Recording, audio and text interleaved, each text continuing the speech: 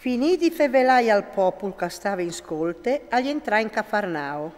Un servidor di un centurion agli era malato e arrisave di morì. Il centurion gli voleva onevore ben, e così, appena che sentia fevelà di Gesù, gli mandò un po' di anziani dai giudeos, a prealo di venire a salvare il suo servidor.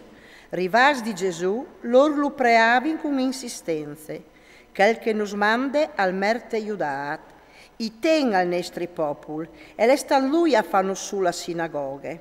Allora Gesù si invia con loro. Non gli era tan lontano de case, quando il centurione manda incontri un po' di amici a dire: Signor, non sta disturbati, io non merti che tu entri in casa me, perché non c'è non mi sono ritenuto di venire di te, ma disdomo ne parole e il mio servidore al guari sarà.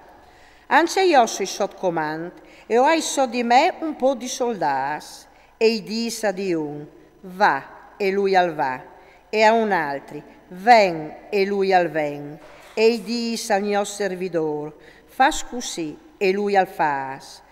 Quando Gesù al sentì questi paraulis, arrestà meravigliato. Allora si voltava verso la folle che leve da Ur e Ur disè: us garantis che innanzi in Israele non hai chattato una fede così grande. E che ieri stati inviati, tornassase a chattare il servitor vuorit.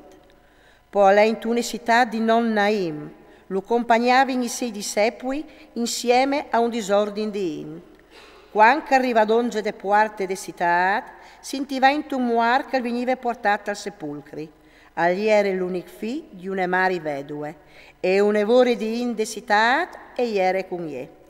Appena che le viodè, il Signore sentì compassione di ie e gli disse: non stavai, poi si svicinò alla casse, le toccià, intanto che le portavi si era infermati. Allora il disse: fantazzut, tal dissio, ieve su.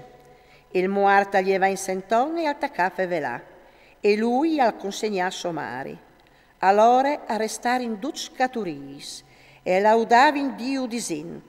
Un gran profeta alle comparit fra mies di no. Dio alle venuta viodi dal suo popolo. La niove di che sfazi sparnizzà perdute la Giudea e perdute la regione.